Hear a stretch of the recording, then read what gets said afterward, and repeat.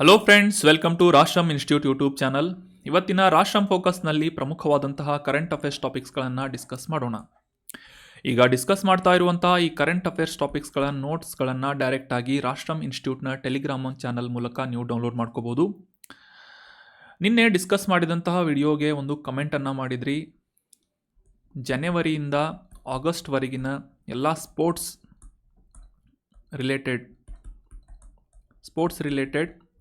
Current ಅಫೇರ್ಸ್ಗಳ ಒಂದು ಕ್ಲಾಸನ್ನು ಮಾಡಿ ಅಂತ ಟ್ರೈ ಮಾಡ್ತೀನಿ. ಸಾಧ್ಯ ಆಗಲಿಲ್ಲ ಅಂತಂದರೆ ಅಟ್ಲೀಸ್ಟ್ ಈ ಜನವರಿಯಿಂದ ಆಗಸ್ಟ್ವರೆಗೆ ಇರುವಂತಹ ಪ್ರಮುಖ ಇನ್ಫಾರ್ಮೇಷನ್ಸ್ಗಳನ್ನು ನೋಟ್ಸ್ ರೂಪದಲ್ಲಿ ಡೈರೆಕ್ಟಾಗಿ ಟೆಲಿಗ್ರಾಮ್ ಚಾನಲ್ನಲ್ಲಿ ಅಪ್ಲೋಡ್ ಮಾಡೋಕ್ಕೆ ಟ್ರೈ ಮಾಡ್ತೀನಿ. ಸ್ಪೋರ್ಟ್ಸ್ ಬಗ್ಗೆ 1 ಅಥವಾ 2 ಕ್ವಶನ್ಸ್ಗಳನ್ನು ಕೇಳ್ಬೋದು ಎಕ್ಸಾಮ್ಸ್ಗಳಲ್ಲಿ. ನೋಡೋಣ, ಸಾಧ್ಯ ಆದರೆ ಮಾಡೋಣ. ಇನ್ನು ಇವತ್ತಿನ ಡಿಸ್ಕಷನ್ನನ್ನು ಪ್ರಾರಂಭ ಮಾಡೋದಾದರೆ, ಇತ್ತೀಚೆಗೆ ನಾವು ಲಿಥಿಯಂ ಲೋಹದ ಕುರಿತಾದಂತಹ ಡೀಟೇಲ್ ಆರ್ಟಿಕಲನ್ನು ಡಿಸ್ಕಸ್ ಮಾಡಿದ್ವಿ. ಇತ್ತೀಚೆಗೆ ನ್ಯೂಸ್ ಪೇಪರ್ನಲ್ಲಿ ಒಂದು ಇಂಪಾರ್ಟೆಂಟ್ ಆದಂತಹ ಅಧಿಕೃತವಾದಂತಹ ಮಾಹಿತಿಯನ್ನು ಈ ಲಿಥಿಯಂ ನಿಕ್ಷೇಪದ ಬಗ್ಗೆ ಕೇಂದ್ರ ಯೂನಿಯನ್ ಮಿನಿಸ್ಟರ್ ಆಗಿರುವಂತಹ ಭೂ ವಿಜ್ಞಾನ ಖಾತೆಯ ರಾಜ್ಯ ಸಚಿವರಾದಂತಹ ಜಿತೇಂದ್ರ ಸಿಂಗ್ ಅವರಿಂದ ಒಂದು ಮಾಹಿತಿಯನ್ನು ನೀಡಲಾಗಿತ್ತು. ಇದರ ಪ್ರಕಾರ ಇತ್ತೀಚೆಗೆ ನಮ್ಮ ಕರ್ನಾಟಕದಲ್ಲಿ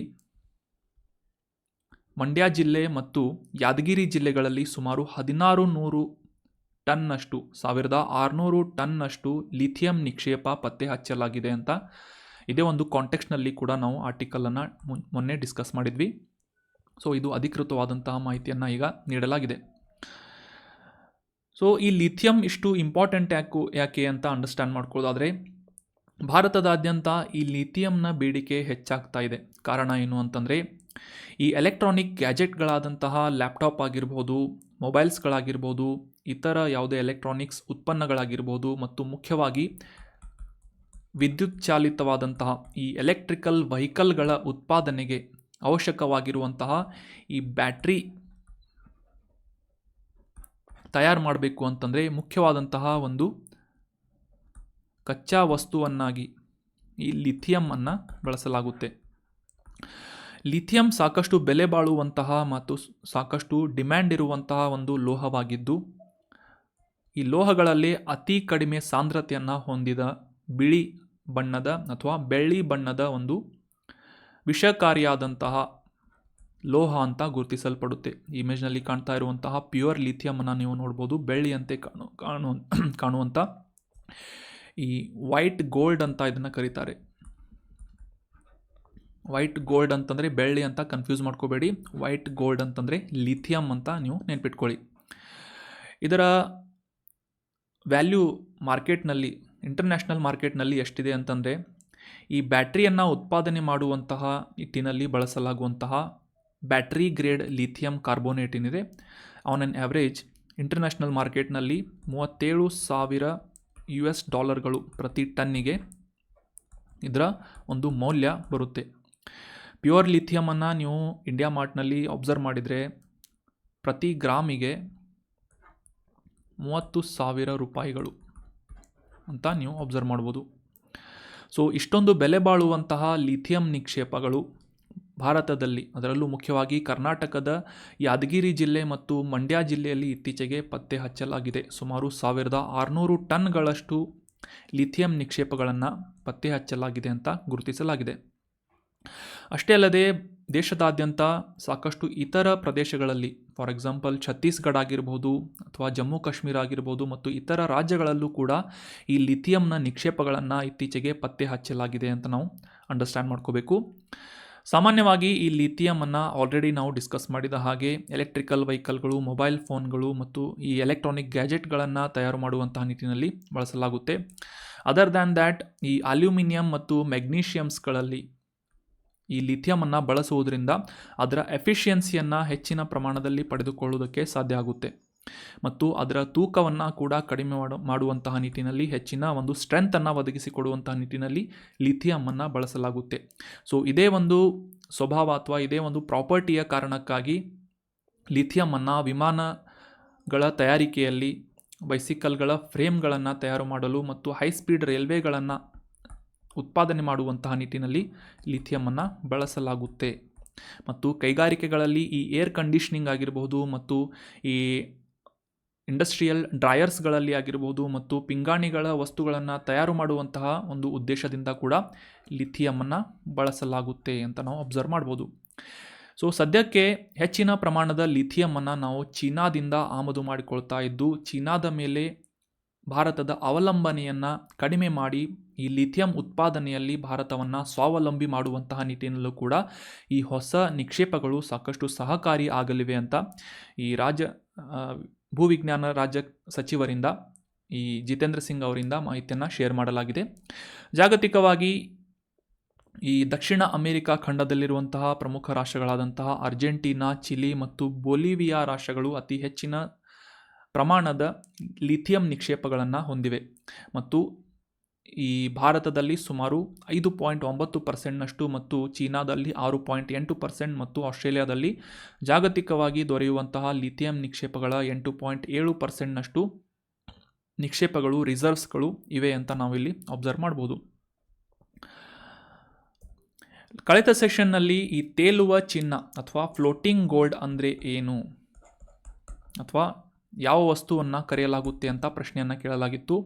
ಆಪ್ಷನ್ಸ್ಗಳಲ್ಲಿ ಅಂಬರ್ಗೀಸ್, ಆಪ್ಷನ್ 2 ಸ್ಪರ್ಮ್ ತಿಮಿಂಗಲು, ಆಪ್ಷನ್ 2 ನೀರಿನ ಮೇಲಿನ ಸೌರ ಫಲಕಗಳು ಅಥವಾ ಆಪ್ಷನ್ 4 ತೇಲುವ ಪ್ಲಾಸ್ಟಿಕ್ ಅಂತ ನೀಡಲಾಗಿತ್ತು. ಸೊ ಹಿಂಟನ್ನು ಕೂಡ ಇಮೇಜ್ನಲ್ಲಿ ನೀಡಿದ್ದೆ, ಸ್ಪರ್ಮ್ ವೇಲ್ ಅಂತ ಇದನ್ನು ಕರೀತಾರೆ. ಆದರೆ ಸರಿಯಾದ ಉತ್ತರ ಏನು ಅಂತಂದರೆ ಆಪ್ಷನ್ 1. ಈ ಸ್ಪರ್ಮ್ ವೇಲ್ನ ಪಿತ್ತ ಜನಕಾಂಗದಲ್ಲಿ ಉತ್ಪತ್ತಿಯಾಗುವಂತಹ ತ್ಯಾಜ್ಯವಾಗಿ ಸಮುದ್ರದಲ್ಲಿ ತೇಲುವಂತಹ ಈ ಒಂದು ಉತ್ಪನ್ನವನ್ನು ಅಥವಾ ಈ ಒಂದು ವಸ್ತುವನ್ನು ತೇಲುವ ಚಿನ್ನ ಆಂಬರ್ಗ್ರೀಸ್ ಅಂತ ಕರೀತಾರೆ. ಸೊ ಮಾರ್ಕೆಟ್ನಲ್ಲಿ ಸುಮಾರು 1 kgಗೆ 1 ಕೋಟಿ ರೂಪಾಯಿಗಳ ಬೆಲೆಯನ್ನು ಬಾಳುವಂತಹ ಈ ಒಂದು ಆಂಬರ್ಗ್ರೀಸನ್ನು ಈ ಒಂದು ಇಮೇಜ್ನಲ್ಲಿ ನಾವು ಅಬ್ಸರ್ವ್ ಮಾಡ್ಬೋದು. ಸಮುದ್ರದಲ್ಲಿ ತೇಲುವಂತಹ ಈ ರೀತಿಯಾದಂತಹ ವಸ್ತುವನ್ನು ಆಂಬರ್ಗ್ರೀಸ್ ಅಂತ ಕರೀತಾರೆ. ಸೊ ಇದನ್ನು ಪಿತ್ತರಸ ಅಂದರೆ ಈ ಸ್ಪರ್ಮ್ ವೇಲ್ ಅಂತ ಕರೆಸಿಕೊಳ್ಳುವಂತಹ ತಿಮಿಂಗಲದ ಕರುಳಿನಲ್ಲಿರುವಂತಹ ಪಿತ್ತರಸ ನಾಳದಿಂದ ಈ ಒಂದು ತ್ಯಾಜ್ಯವಾಗಿ ಈ ಆಂಬರ್ಗ್ರೀಸನ್ನು ನಾವು ಕಾಣಬಹುದಾಗಿದೆ. ಸೊ ಇದನ್ನು ಮುಖ್ಯವಾಗಿ ಈ ಸುಗಂಧ ದ್ರವ್ಯಗಳು ಅಂದರೆ ಪರ್ಫ್ಯೂಮ್ಸ್ಗಳ ಉತ್ಪಾದನೆಗಳಲ್ಲಿ ಮತ್ತು ಕಾಸ್ಮೆಟಿಕ್ಸ್ಗಳ ಉತ್ಪಾದನೆಯಲ್ಲಿ, ಔಷಧಿಗಳ ಉತ್ಪಾದನೆಯಲ್ಲಿ ಬಳಸಲಾಗುವುದರಿಂದ ಇದರ ಬೇಡಿಕೆ ಮಾರ್ಕೆಟ್ನಲ್ಲಿ ಅತಿ ಹೆಚ್ಚಿನ ಪ್ರಮಾಣದಲ್ಲಿ ನಾವು ಅಬ್ಸರ್ವ್ ಮಾಡ್ಬೋದು.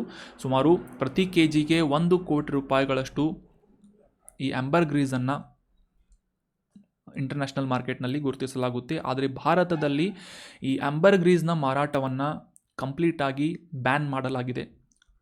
1972ನೇ ಇಸವಿಯ ವೈಲ್ಡ್ ಲೈಫ್ ಪ್ರೊಟೆಕ್ಷನ್ ಆ್ಯಕ್ಟ್ ವನ್ಯಜೀವಿ ಸಂರಕ್ಷಣಾ ಕಾಯ್ದೆಯ ಅಡಿಯಲ್ಲಿ ಈ ಆಂಬರ್ಗ್ರೀಸ್ನ ಮಾರಾಟವನ್ನು ಭಾರತದಲ್ಲಿ ಸಂಪೂರ್ಣವಾಗಿ ನಿಷೇಧಿಸಲಾಗಿದೆ ಅಂತ ನಾವು ಇಲ್ಲಿ ಅಬ್ಸರ್ವ್ ಮಾಡ್ಬೋದು. ಇದನ್ನು ಈ ಇಮೇಜ್ನಲ್ಲಿ ಕಾಣ್ತಾ ಇರುವಂತಹ ಸ್ಪರ್ಮ್ ತಿಮಿಂಗಲದ ಒಂದು ತ್ಯಾಜ್ಯ ಅಥವಾ ವಾಂತಿ ಅಂತ ನಾವಿಲ್ಲಿ ಅಬ್ಸರ್ವ್ ಮಾಡ್ಬೋದು.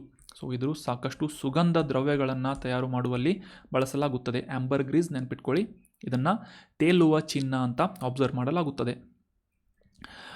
ಸೊ ಆಪ್ಷನ್ 1 ಅಂತ ಆಂಬರ್ಗ್ರೀಸ್ ಅಂತ ಕಮೆಂಟ್ ಮಾಡಿದಂತಹ ಎಲ್ಲ ಸ್ಟೂಡೆಂಟ್ಸ್ಗಳಿಗೂ ಕೂಡ congratulations and very well done. ಇದೇ ರೀತಿಯಾಗಿ ಡಿಸ್ಕಷನ್ನಲ್ಲಿ ಭಾಗವಹಿಸ್ತಾ ಇರಿ. ನಿಮಗೇನಾದರೂ ಅನಿಸಿಕೆಗಳು ಇದ್ದರೆ ಕಮೆಂಟ್ ಬಾಕ್ಸ್ನಲ್ಲಿ ಕಮೆಂಟ್ ಮಾಡಿ, ಇಂಟರ್ಯಾಕ್ಟ್ ಮಾಡೋಕ್ಕೆ ಟ್ರೈ ಮಾಡಿ ಅಂತ ಹೇಳ್ತಾ ಇವತ್ತಿನ ಪ್ರಶ್ನೆ ಏನು ಅಂತ ನೋಡೋಣ. ಆನ್ಸರ್ ಮಾಡೋದಕ್ಕೆ ಟ್ರೈ ಮಾಡಬೇಕು. ಈ ಕೆಳಗಿನ ಸ್ಟೇಟ್ಮೆಂಟ್ನಲ್ಲಿ ಅಬ್ಸರ್ವ್ ಮಾಡಿ ಕರೆಕ್ಟಾಗಿ ಸರಿ ಅಥವಾ ತಪ್ಪು ಅಂತ ಗುರುತಿಸಿ. ಈ ಹೈಡ್ರೋಫೋನಿಕ್ಸ್ ಅನ್ನುವ ಬೇಸಾಯ ಪದ್ಧತಿಯ ಪ್ರಕಾರ ಈ ಮಣ್ಣಿನ ಬಳಕೆ ಇಲ್ಲದೆ ಬೆಳೆಗಳನ್ನು ಬೆಳೆಯಲಾಗುತ್ತೆ ಅಂತ ಒಂದು ಸ್ಟೇಟ್ಮೆಂಟನ್ನು ನೀಡಲಾಗಿದೆ. ಹೈಡ್ರೋಫೋನಿಕ್ಸ್ ಬೇಸಾಯವು ಮಣ್ಣಿನ ಬಳಕೆ ಇಲ್ಲದೆ ಬೆಳೆಯನ್ನು ಬೆಳೆಯುವಂತಹ ಒಂದು ಪ್ರೋಸೆಸ್ ಅಥವಾ ವಿಧಾನವಾಗಿದೆ ಅಂತ ಸ್ಟೇಟ್ಮೆಂಟನ್ನು ನೀಡಲಾಗಿದೆ. ಇದು ಸರಿ ಅಥವಾ ತಪ್ಪು ಅಂತ ಗುರುತಿಸಿ ಕಮೆಂಟ್ ಬಾಕ್ಸ್ನಲ್ಲಿ ಕಮೆಂಟ್ ಮಾಡಿ. ಇನ್ನು ಮುಂದಿನ ಆರ್ಟಿಕಲ್ ಏನು ಅಂತ ನೋಡೋದಾದರೆ, ಮೊನ್ನೆ ನಾವು ಬಜೆಟ್ ಬಗ್ಗೆ ಡೀಟೇಲ್ ಆಗಿ ಒಂದು ಆರ್ಟಿಕಲ್ ಅಥವಾ ಒಂದು ಸೆಷನ್ನಲ್ಲಿ ಡಿಸ್ಕಸ್ ಮಾಡಿದ್ವಿ. ಅರೌಂಡ್ 1 hour ಕಂಪ್ಲೀಟ್ ಆದಂತಹ ಒಂದು ಸೆಷನ್ನಲ್ಲಿ ಈ ಬಜೆಟ್ನಲ್ಲಿ ಮೆನ್ಷನ್ ಮಾಡಲಾದಂತಹ ಪ್ರಮುಖ ಪ್ರೋಗ್ರಾಮ್ಸ್ಗಳ ಬಗ್ಗೆ ಮತ್ತು ಹೆಚ್ಚಿನ ಅಲೋಕೇಶನ್ಸ್ಗಳ ಬಗ್ಗೆ ಡೀಟೇಲ್ ಆಗಿ ಡಿಸ್ಕಸ್ ಮಾಡಿದ್ವಿ ಕೇಂದ್ರ ಬಜೆಟ್ ಕುರಿತಾಗಿ.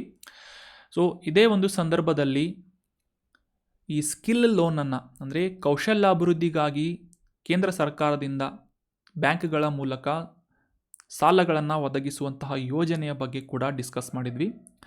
ಸೊ ಈ ಮಾಡೆಲ್ ಸ್ಕಿಲ್ ಲೋನನ್ನು ಸ್ಕಿಲ್ ಇಂಡಿಯಾ ಅನ್ನುವ ಈ ಒಂದು ಪ್ರೋಗ್ರಾಮ್ನ ಅಡಿಯಲ್ಲಿ ನೀಡ್ತಾ ಇದ್ದಂತಹ ಲೋನನ್ನು 7.5 ಲಕ್ಷ 7.5 ಲ್ಯಾಕ್ಗೆ ಹೆಚ್ಚಿಸಲಾಗಿದೆ ಅಂತ ನಾವು ಬಜೆಟ್ನಲ್ಲಿ ಡೀಟೇಲ್ ಆಗಿ ಡಿಸ್ಕಸ್ ಮಾಡಿದ್ವಿ. ಸೊ ಇದರ ಕುರಿತಾದಂತಹ ಕೆಲವೊಂದಿಷ್ಟು ಇಂಪಾರ್ಟೆಂಟ್ ಆದಂತಹ ಮಾಹಿತಿಗಳನ್ನು ಅಂಡರ್ಸ್ಟ್ಯಾಂಡ್ ಮಾಡ್ಕೊಳ್ಳೋದಕ್ಕೆ ಟ್ರೈ ಮಾಡೋಣ. ದೇಶದಾದ್ಯಂತ ಯುವ ಜನರಿಗೆ ಕೌಶಲ್ಯಾಭಿವೃದ್ಧಿ ಮಾಡುವಂತಹ ಉದ್ದೇಶದಿಂದ ನಿಮಗೇನಾದರೂ ಯಾವುದೇ ಒಂದು ಉದ್ಯಮವನ್ನು ಅಥವಾ ಉದ್ಯೋಗವನ್ನು ಪಡೆದುಕೊಳ್ಬೇಕು ಅಂತಂದರೆ ಯಾವುದೇ ಒಂದು ಸ್ಕಿಲ್ನ ಅವಶ್ಯಕತೆ ಇದೆ ಅಂತ ಅಂದ್ಕೊಳ್ಳಿ. ಆ ಸ್ಕಿಲ್ಲನ್ನು ಅಕ್ವೈರ್ ಮಾಡಿಕೊಳ್ಳುವುದಕ್ಕೆ ಟ್ರೈನಿಂಗನ್ನು ನೀಡುವಂತಹ ಇನ್ಸ್ಟಿಟ್ಯೂಷನ್ಸ್ಗಳಲ್ಲಿ ಜಾಯಿನ್ ಆಗಬೇಕು ಅಂತಂದರೆ ಪೇಮೆಂಟನ್ನು ಮಾಡಬೇಕಾಗುತ್ತೆ, ಫೀಸನ್ನು ಕಟ್ಟಬೇಕಾಗುತ್ತೆ. ಸೊ ಆ ಫೀಸನ್ನು ಈ ರೀತಿಯಾಗಿ ಈ ಕೌಶಲ್ಯ ಸಾಲವನ್ನು ಪಡೆದುಕೊಂಡು ಸುಮಾರು 7.5 ಲಕ್ಷ ರೂಪಾಯಿಗಳವರೆಗಿನ ಕೌಶಲ್ಯ ಸಾಲವನ್ನು ಪಡೆದುಕೊಂಡು ಆ ಪೇಮೆಂಟನ್ನು ಮಾಡಿ ನಿಮ್ಮ ಸ್ಕಿಲ್ಗಳನ್ನು ಅಕ್ವೈರ್ ಮಾಡ್ಬೋದು. ಆ ಸ್ಕಿಲ್ಗಳನ್ನು ತರಬೇತಿಯನ್ನು ಪಡೆದುಕೊಳ್ಳುವಂತಹ ಒಂದು ಅನುಕೂಲವನ್ನು ಒದಗಿಸಿಕೊಡಲಾಗ್ತಾ ಇದೆ. ಸೊ ಇದನ್ನು ಸ್ಕಿಲ್ ಲೋನ್ ಸ್ಕೀಮ್ ಅಂತ ಗುರುತಿಸ್ಬೋದು. ಪ್ರಧಾನ ಮಂತ್ರಿ ಕೌಶಲ್ ವಿಕಾಸ್ ಯೋಜನೆಯ ಅಡಿಯಲ್ಲಿ ಇದನ್ನು ಗುರುತಿಸಲಾಗುತ್ತೆ. ಮಾದರಿ ಕೌಶಲ್ಯ ಸಾಲ ಯೋಜನೆ ಅಂತ ಕೂಡ ನಾವು ಇದನ್ನ ಅಬ್ಸರ್ವ್ ಮಾಡ್ಬೋದು. 2015ನೇ ಇಸವಿಯಲ್ಲಿ ಈ ಕೌಶಲ್ಯ ಸಾಲ ಯೋಜನೆಯನ್ನು ಪ್ರಾರಂಭ ಮಾಡಲಾಗಿತ್ತು. ದೇಶದಾದ್ಯಂತ ಈ ಯುವ ಜನಾಂಗಕ್ಕೆ ಕೌಶಲ್ಯಾಭಿವೃದ್ಧಿಯ ಕೋರ್ಸ್ಗಳನ್ನು ಪಡೆದುಕೊಳ್ಳುವಂತಹ ನಿಟ್ಟಿನಲ್ಲಿ ಸಾಲವನ್ನು ನೀಡುವಂತಹ ಒಂದು ಯೋಜನೆ ಈ ಕೌಶಲ್ಯ ಸಾಲ ಯೋಜನೆ, ಮಾದರಿ ಕೌಶಲ್ಯ ಸಾಲ ಯೋಜನೆ ಅಂತ ನಾವು ಸಿಂಪಲ್ ಆಗಿ ಅಬ್ಸರ್ವ್ ಮಾಡ್ಬೋದು. 2015ನೇ ಇಸವಿಯಲ್ಲಿ ಇದನ್ನು ಪ್ರಾರಂಭಿಸಲಾಗಿತ್ತು. ಈ ರಾಷ್ಟ್ರೀಯ ಕೌಶಲ್ಯ ಅರ್ಹತಾ ಚೌಕಟ್ಟಿಗೆ ಅನುಸಾರವಾಗಿ ನ್ಯಾಷನಲ್ ಸ್ಕಿಲ್ ಕ್ವಾಲಿಫಿಕೇಷನ್ ಫ್ರೇಮ್ವರ್ಕ್ನ ಅಡಿಯಲ್ಲಿ ಸರ್ಟಿಫಿಕೇಷನನ್ನು ಪಡೆದುಕೊಂಡಂತಹ ಏಜೆನ್ಸಿಗಳಿಂದ ಅಥವಾ ಈ ಶಿಕ್ಷಣ ಸಂಸ್ಥೆಗಳ ಮೂಲಕ ಡಿಪ್ಲೊಮಾ ಅಥವಾ ಪದವಿಗಳ ನೀಡುವಂತಹ ಸಂಸ್ಥೆಗಳಿಂದ ಈ ಕೌಶಲ್ಯದ ತರಬೇತಿಯನ್ನು ಪಡೆದುಕೊಳ್ಳುವಂತಹ ನಿಟ್ಟಿನಲ್ಲಿ ಸಾಲವನ್ನು ನೀಡಲಾಗುತ್ತಾ ಇದೆ.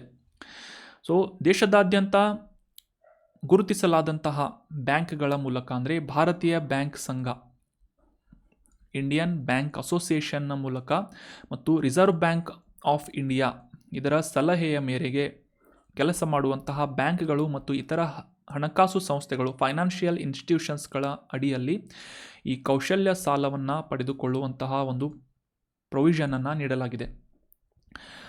ಮುಖ್ಯವಾಗಿ ಈ ITI ಇನ್ಸ್ಟಿಟ್ಯೂಷನ್ಸ್ಗಳಾಗಿರ್ಬೋದು, ITI ಶಿಕ್ಷಣ ಸಂಸ್ಥೆಗಳಾಗಿರ್ಬೋದು, ಪಾಲಿಟೆಕ್ನಿಕ್ಸ್ಗಳಾಗಿರ್ಬೋದು ಮತ್ತು ಕೇಂದ್ರ ಅಥವಾ ಈ ರಾಜ್ಯ ಶಿಕ್ಷಣ ಮಂಡಳಿಗಳಿಂದ ಮಾನ್ಯತೆಯನ್ನು ಪಡೆದುಕೊಂಡಿರುವಂತಹ ಶಾಲೆಗಳು ಮತ್ತು ಈ ವಿಶ್ವವಿದ್ಯಾನಿಲಯಗಳೊಂದಿಗೆ ಸಂಯೋಜಿತವಾಗಿರುವಂತಹ ಕಾಲೇಜುಗಳಲ್ಲಿ ಕೌಶಲ್ಯ ತರಬೇತಿಯನ್ನು ಪಡೆದುಕೊಳ್ಳುವಂತಹ ನಿಟ್ಟಿನಲ್ಲಿ ಯಾವುದಾದ್ರೂ ಒಂದು ಕೋರ್ಸನ್ನು ನೀವು ಜಾಯಿನ್ ಆಗಿ ಅದರ ಪೇಮೆಂಟನ್ನು ಈ ಒಂದು ಕೌಶಲ್ಯ ಸಾಲ ಯೋಜನೆಯ ಅಡಿಯಲ್ಲಿ ಸುಮಾರು 7.5 ಲಕ್ಷ ರೂಪಾಯಿಗಳಷ್ಟು ಸಾಲವನ್ನು ಪಡೆದುಕೊಂಡು ಆ ಪೇಮೆಂಟನ್ನು ಮಾಡಿಕೊಂಡು ನಂತರ ಆ ಸಾಲವನ್ನು ಮರುಪಾವತಿ ಮಾಡುವಂತಹ ಒಂದು ಡ್ಯುರೇಷನನ್ನು ಕೂಡ ನೀಡಲಾಗುತ್ತೆ ಈ ಕೌಶಲ್ಯ ಸಾಲ ಯೋಜನೆಯ ಅಡಿಯಲ್ಲಿ.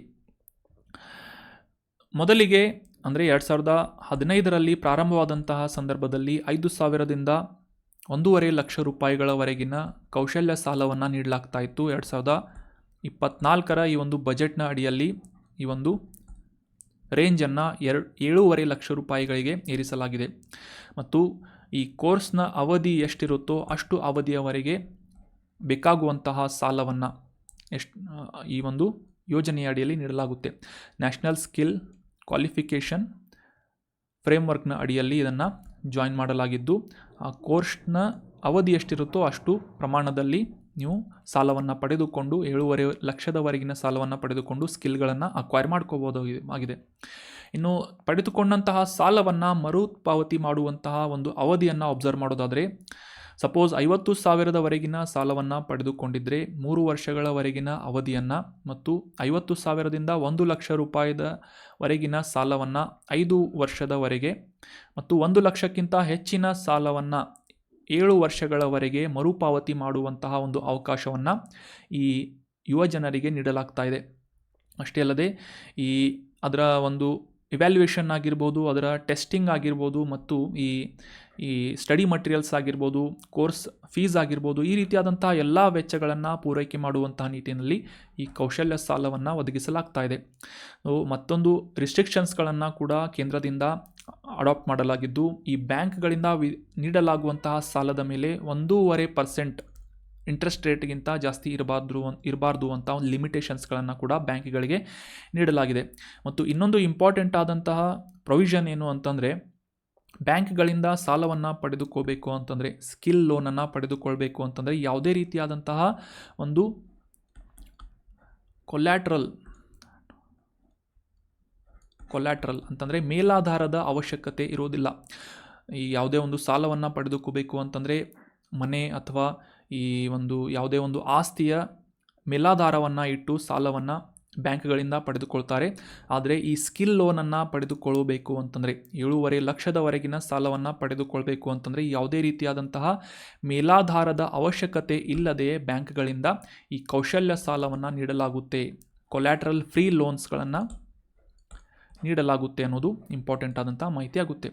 So that was about detailed information of model skill development loan scheme ಅಂತ. ಮಾಡೆಲ್ ಸ್ಕಿಲ್ ಲೋನ್ ಸ್ಕೀಮ್ ಅಂತ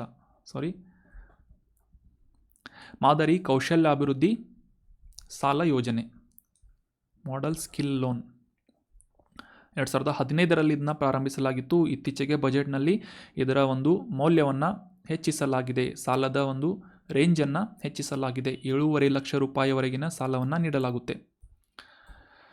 ಇನ್ನು ಮುಂದಿನ ಆರ್ಟಿಕಲ್ ಮ್ಯಾಪಿಂಗ್ ರಿಲೇಟ್ ಆದಂತಹ ಒಂದು ಇಂಪಾರ್ಟೆಂಟ್ ಆದಂತಹ ಆರ್ಟಿಕಲ್ ಆಗಿದ್ದು, ಇತ್ತೀಚೆಗೆ ರಷ್ಯಾದೊಂದಿಗೆ ಗಡಿಯನ್ನು ಹಂಚಿಕೊಳ್ಳುವಂತಹ ಬೇರೆಂಟ್ಸ್ ಸಮುದ್ರದ ಮೇಲೆ ಯುನೈಟೆಡ್ ಸ್ಟೇಟ್ಸ್ ಆಫ್ ಅಮೇರಿಕಾದ ಯುದ್ಧ ವಿಮಾನಗಳು ಹಾರಾಡ್ತಾ ಇದ್ದು, ಆ ಯುದ್ಧ ವಿಮಾನಗಳನ್ನು ಈ ರಷ್ಯಾದ ಗಡಿಯನ್ನು ದಾಟದಂತೆ ತಡೆದು ಹೊರಗೆ ಕಳಿಸಲಾಗಿದೆ ಅಂತ ರಷ್ಯಾದ ರಕ್ಷಣಾ ಸಚಿವರಿಂದ ಮಾಹಿತಿಯನ್ನು ಶೇರ್ ಮಾಡಲಾಗಿತ್ತು.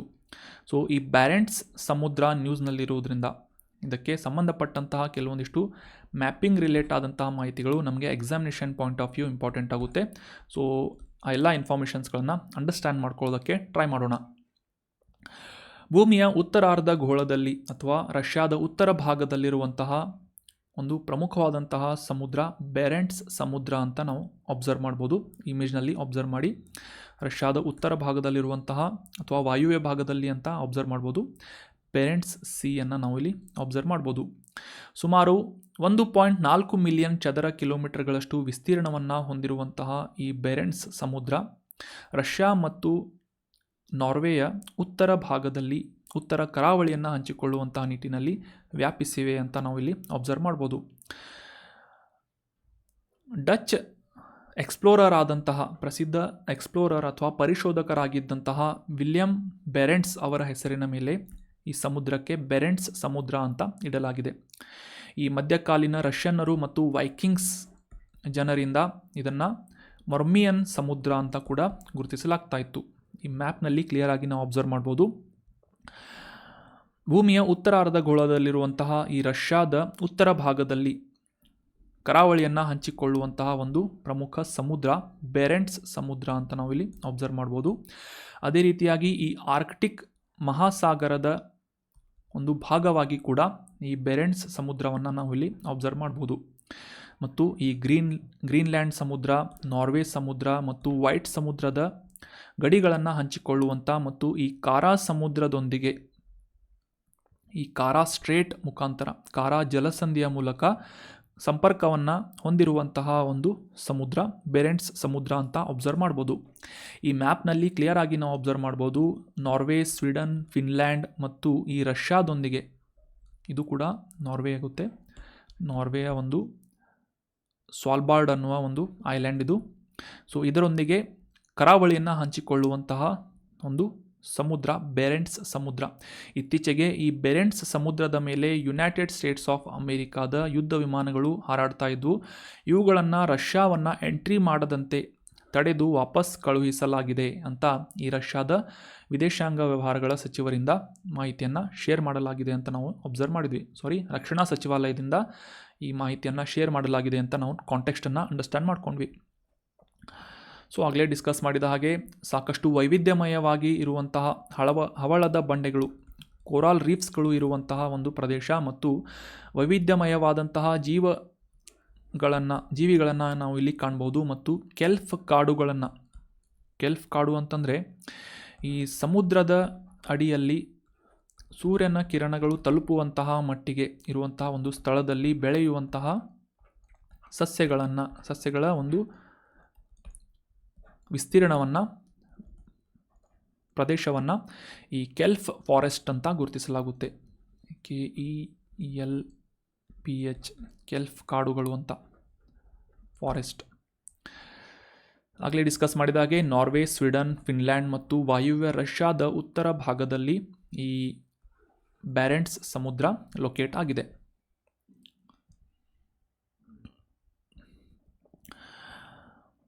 ಇತ್ತೀಚೆಗೆ ಮಾನ್ಸೂನ್ ಸಾಕಷ್ಟು ವಿಪರೀತವಾದಂತಹ ಪ್ರಭಾವವನ್ನು ಬೀರ್ತಾ ಇದ್ದು ಹೆಚ್ಚಿನ ಮಳೆಯಾಗಿದ್ದರಿಂದ, ಮಹಾರಾಷ್ಟ್ರದಲ್ಲಿ ಹೆಚ್ಚಿನ ಪ್ರಮಾಣದ ಮಳೆಯಾಗಿದ್ದರಿಂದ ಕೃಷ್ಣಾ ನದಿಯ ಮೂಲಕ ಆಂಧ್ರ ಪ್ರದೇಶದ ಒಳಗೆ ಹೆಚ್ಚಿನ ನೀರಿನ ಒಳಹರಿವು ಉಂಟಾಗಿದೆ ಅಂತ ನ್ಯೂಸ್ನಲ್ಲಿ ಬಂದಿತ್ತು. ಸೊ ಇದೇ ಒಂದು ಕಾರಣಕ್ಕಾಗಿ ಈ ಆಂಧ್ರ ಪ್ರದೇಶದಲ್ಲಿರುವಂತಹ ಶ್ರೀಶೈಲಂ ಯೋಜನೆಯ ಹಿನ್ನೀರಿನಲ್ಲಿರುವಂತಹ ಸಂಗಮೇಶ್ವರ ದೇವಾಲಯ ನೀರಿನಿಂದ ಮುಳುಗಿದೆ ಅಂತ ನ್ಯೂಸ್ನಲ್ಲಿ ಪಬ್ಲಿಷ್ ಆಗಿತ್ತು. ಸುಮಾರು 8ನೇ ಶತಮಾನಕ್ಕೆ ಸಂಬಂಧಪಟ್ಟಂತೆ ಕರ್ನಾಟಕದ ಈ ಚಾಲುಕ್ಯ ಅರಸನಾಗಿದ್ದಂತಹ ಇಮ್ಮಡಿ ಪುಲಕೇಶಿ ಅಥವಾ 2ನೇ ಪುಲಕೇಶಿಯಿಂದ 740ನೇ ಇಸವಿಯಲ್ಲಿ ಈ ಸಂಗಮೇಶ್ವರ ದೇವಸ್ಥಾನವನ್ನು ನಿರ್ಮಾಣ ಮಾಡಲಾಗಿತ್ತು.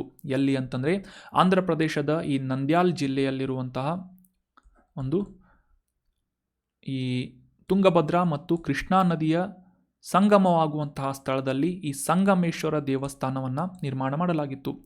ನಂತರ 1979ನೇ ಇಸವಿಯಲ್ಲಿ ಈ ಶ್ರೀಶೈಲಂ ಅಣೆಕಟ್ಟೆಯನ್ನು ನಿರ್ಮಾಣ ಮಾಡುವುದರ ಮೂಲಕ ಆ ಒಂದು ಪ್ರದೇಶವನ್ನು ನೀರಿನಿಂದ ತುಂಬಿಸಲಾಗಿತ್ತು. ಸೊ ಇದೇ ಒಂದು ಕಾರಣದಿಂದ ಸಂಗಮೇಶ್ವರ ದೇವಸ್ಥಾನ ಸಂಪೂರ್ಣವಾಗಿ ಮುಳುಗಡೆಯಾಗಿತ್ತು.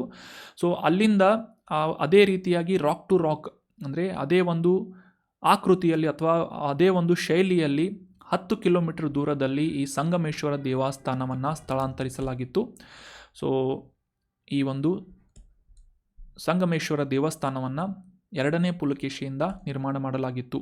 ಮತ್ತು ಇಲ್ಲಿ ಅಬ್ಸರ್ವ್ ಮಾಡ್ಬೋದು ನಾವು ನಾಗರ ಶೈಲಿಯಲ್ಲಿ ಈ ಒಂದು ಸಂಗಮೇಶ್ವರ ದೇವಸ್ಥಾನವನ್ನು ನಾವು ಇಲ್ಲಿ ಅಬ್ಸರ್ವ್ ಮಾಡ್ಬೋದು. ಸೊ ಇತ್ತೀಚೆಗೆ ಇದು ನ್ಯೂಸ್ನಲ್ಲಿ ಬಂದಿತ್ತು. ಸೊ ಮತ್ತು ಇದು ಆಂಧ್ರ ಪ್ರದೇಶದಲ್ಲಿ ಇದ್ದರೂ ಕೂಡ ಕನ್ನಡ ರಾಜವಂಶದ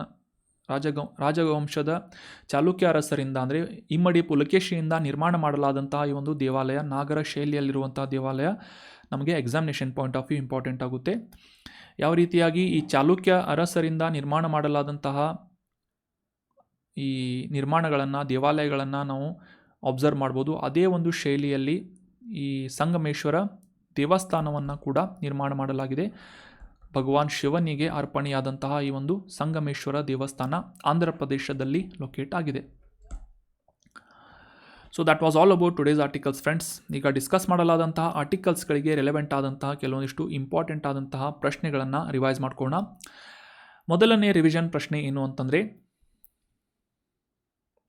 ಮೇಲಾಧಾರ ಅಗತ್ಯತೆಗಳಿಗೆ ಸಂಬಂಧಿಸಿದಂತೆ ಈ ಕೆಳಗಿನವುಗಳಲ್ಲಿ ಯಾವುದು ಮಾದರಿ ಕೌಶಲ್ಯ ಸಾಲ ಯೋಜನೆ, ಮಾಡೆಲ್ ಸ್ಕಿಲ್ ಲೋನ್ ಸ್ಕೀಮ್ ಇದರ ಪ್ರಮುಖ ಲಕ್ಷಣವಾಗಿದೆ ಅಂತ ಪ್ರಶ್ನೆ ಇದೆ. ಆಪ್ಷನ್ ಎ, ಈ ಮಾದರಿ ಕೌಶಲ್ಯ ಸಾಲ ಯೋಜನೆಯ ಅಡಿಯಲ್ಲಿ ಸಾಲಗಳಿಗೆ ಯಾವುದೇ ಮೇಲಾಧಾರದ ಅಗತ್ಯವಿಲ್ಲ ಅಂತ ಇದೆ. ಆಪ್ಷನ್ ಬಿ, ಈ ಸಾಲಗಳನ್ನು ನೀಡುವಂತಹ ಮೊತ್ತದ 50% ವರೆಗೆ ಮೇಲಾಧಾರವನ್ನು ಕೊಲ್ಯಾಟ್ರಲನ್ನು ಇಡುವಂತಹ ಅವಶ್ಯಕತೆ ಇದೆ ಅಂತ ಇದೆ. ಸಪೋಸ್ 10,000 ರೂಪಾಯಿ ಲೋನನ್ನು ಪಡೆದುಕೊಂಡ್ರೆ 5,000 ರೂಪಾಯಿಗಳ ಒಂದು ಮೇಲಾಧಾರವನ್ನು ಅಥವಾ ಕೊಲ್ಯಾಟ್ರಲನ್ನು ಇಡುವಂಥ ಅವಶ್ಯಕತೆ ಇದೆ ಅಂತ 2ನೇ ಆಪ್ಷನ್ ಹೇಳ್ತಾ ಇದೆ.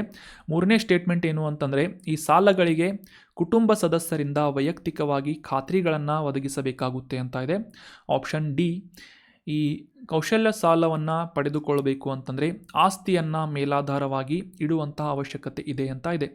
ಸೊ ಸರಿಯಾದ ಉತ್ತರ ಏನು ಅಂತಂದರೆ ಯಾವುದೇ ಕೊಲ್ಯಾಟ್ರಲ್ ಅಥವಾ ಮೇಲಾಧಾರ ಇಲ್ಲದೆ ಈ ಮಾದರಿ ಕೌಶಲ್ಯ ಸಾಲವನ್ನು ಒದಗಿಸುವಂತೆ ಸುಮಾರು 7.5 ಲಕ್ಷದವರೆಗೆ ಈ ಸ್ಕಿಲ್ಗಳನ್ನು ಅಥವಾ ಕೌಶಲ್ಯವನ್ನು ಅಕ್ವೈರ್ ಮಾಡಿಕೊಳ್ಳುವುದಕ್ಕೆ ಸಾಲಗಳನ್ನು ನೀಡಲಾಗ್ತಾ ಇದೆ.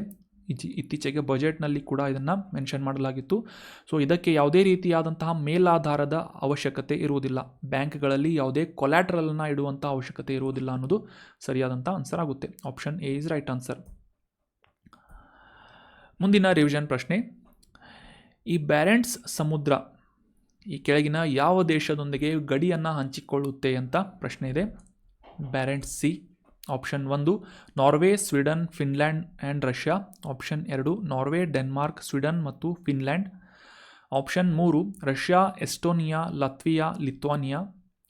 ಆಪ್ಷನ್ 4 ನಾರ್ವೆ, ಐಸ್ಲ್ಯಾಂಡ್, ಡೆನ್ಮಾರ್ಕ್ ಮತ್ತು ಜರ್ಮನಿ ಅಂತ ನೀಡಲಾಗಿದೆ. ಸರಿಯಾದ ಉತ್ತರ ಏನು ಅಂತಂದರೆ ಆಪ್ಷನ್ 1 ನಾರ್ವೆ, ಸ್ವೀಡನ್, ಫಿನ್ಲ್ಯಾಂಡ್ ಮತ್ತು ರಷ್ಯಾದೊಂದಿಗೆ ಬ್ಯಾರೆಂಟ್ಸ್ ಸಮುದ್ರ ಗಡಿಯನ್ನು ಹಂಚಿಕೊಳ್ಳುತ್ತೆ. Option 1 is right answer. Map ಮೂಲಕ ನಾವು ಕ್ಲಿಯರ್ ಆಗಿ ಅಬ್ಸರ್ವ್ ಮಾಡ್ಬೋದು. ಉತ್ತರಾರ್ಧ ಗೋಳದಲ್ಲಿ ಈ ಆರ್ಕ್ಟಿಕ್ ಮಹಾಸಾಗರದ ಒಂದು ಭಾಗವಾಗಿ ಈ ಬ್ಯಾರೆಂಟ್ಸ್ ಸಮುದ್ರವನ್ನು ನಾವು ಇಲ್ಲಿ ಅಬ್ಸರ್ವ್ ಮಾಡ್ಬೋದು. ಇದು ರಷ್ಯಾ, ನಾರ್ವೆ, ಸ್ವೀಡನ್, ಫಿನ್ಲ್ಯಾಂಡ್ನೊಂದಿಗೆ ತನ್ನ ಗಡಿಯನ್ನು ಹಂಚಿಕೊಳ್ಳುತ್ತೆ ಅಂತ ನಾವು ಅಬ್ಸರ್ವ್ ಮಾಡ್ಬೋದು. ಅದೇ ರೀತಿಯಾಗಿ ನಾರ್ವೆ ಸಮುದ್ರ, ಗ್ರೀನ್ಲ್ಯಾಂಡ್ ಸಮುದ್ರದೊಂದಿಗೆ ಕೂಡ ಇದು ತನ್ನ ಗಡಿಯನ್ನು ಶೇರ್ ಮಾಡುತ್ತೆ. ವೈಟ್ ಸಿ ಕೂಡ ಇಲ್ಲಿ ಅಬ್ಸರ್ವ್ ಮಾಡ್ಬೋದು ನಾವು. ರಷ್ಯಾದ ಒಳಚಾಚಿಕೊಂಡಿರುವಂತಹ ಒಂದು ದೊಡ್ಡ ಸಮುದ್ರ white C. So that was what Barents ಸಮುದ್ರ.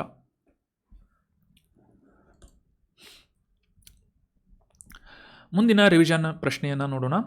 ಆಂಧ್ರ ಪ್ರದೇಶದ ಪ್ರಸಿದ್ಧ ಸಂಗಮೇಶ್ವರ ದೇವಾಲಯವನ್ನು ಈ ಕೆಳಗಿನ ಯಾವ ಕನ್ನಡ ರಾಜನಿಂದ ನಿರ್ಮಿಸಲಾಗಿದೆ ಅಂತ ಪ್ರಶ್ನೆ ಇದೆ. Option 1 Krishnadevaraya.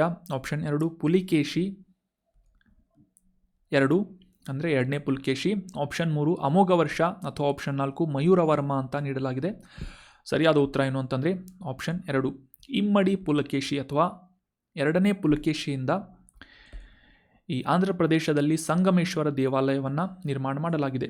Option 2 is right answer. ಸುಮಾರು 8ನೇ ಶತಮಾನಕ್ಕೆ ಸಂಬಂಧಿಸಿದಂತಹ ಈ ತುಂಗಭದ್ರಾ ಮತ್ತು ಕೃಷ್ಣಾ ನದಿಗಳ ಸಂಗಮದಲ್ಲಿ ನಿರ್ಮಾಣ ಮಾಡಲಾದಂತಹ ಒಂದು ಶಿವನಿಗೆ ಅರ್ಪಣೆಯಾದಂತಹ ದೇವಾಲಯ ಸಂಗಮೇಶ್ವರ ದೇವಾಲಯ ಅಂತ ನಾವು ಇಲ್ಲಿ ಅಬ್ಸರ್ವ್ ಮಾಡ್ಬೋದು.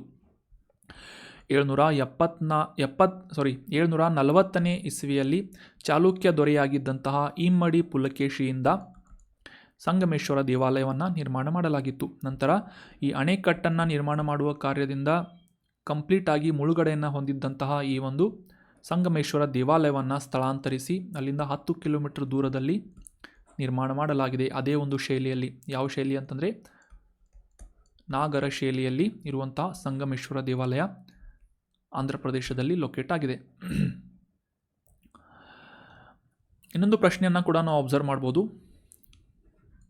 ಪ್ರಶ್ನೆ ಏನು ಅಂತಂದರೆ, ಇತ್ತೀಚೆಗೆ ಕರ್ನಾಟಕದ ಯಾವ ಜಿಲ್ಲೆಯಲ್ಲಿ ಲಿಥಿಯಂನ ನಿಕ್ಷೇಪಗಳನ್ನು ಪತ್ತೆ ಹಚ್ಚಲಾಗಿದೆ ಅಂತ ಆಪ್ಷನ್ಸ್ಗಳಲ್ಲಿ ಏನಾದರೂ ತಗೊಳ್ಳಿ. ಆನ್ಸರ್ ಏನು ಅಂತಂದರೆ ಮಂಡ್ಯ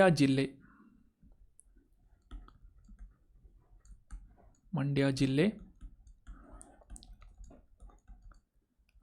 ಮತ್ತು ಯಾದಗಿರಿ ಜಿಲ್ಲೆಯಲ್ಲಿ ಒಟ್ಟಾಗಿ ಸುಮಾರು 1600 ಟನ್ಗಳಷ್ಟು ಲಿಥಿಯಂ ನಿಕ್ಷೇಪವನ್ನು ಪತ್ತೆ ಹಚ್ಚಲಾಗಿದೆ. ಇದರಿಂದ ಲಿಥಿಯಂ ಉತ್ಪಾದನೆಯಲ್ಲಿ ಭಾರತ ಸ್ವಾವಲಂಬಿ ಆಗಲಿದೆ ಅಂತ ಇತ್ತೀಚೆಗೆ ಒಂದು ಸ್ಟೇಟ್ಮೆಂಟನ್ನು ನೋಡಿದ್ವಿ ಯೂನಿಯನ್ ಮಿನಿಸ್ಟರಿಂದ ನಾವು. ಸೊ ಸರಿಯಾದ ಉತ್ತರ ಮಂಡ್ಯ ಮತ್ತು ಯಾದಗಿರಿ ಜಿಲ್ಲೆ. So that was all about today's discussion friends. Thank you so much for joining the discussion. ಕಾಂಟೆಂಟನ್ನು ನಿಮ್ಮ ಎಲ್ಲ ಫ್ರೆಂಡ್ಸ್ಗಳ ಜೊತೆ ಶೇರ್ ಮಾಡಿ. ಏನಾದರೂ ಡೌಟ್ಸ್ ಇದ್ದರೆ ಕಮೆಂಟ್ ಮಾಡಿ. Have a nice day.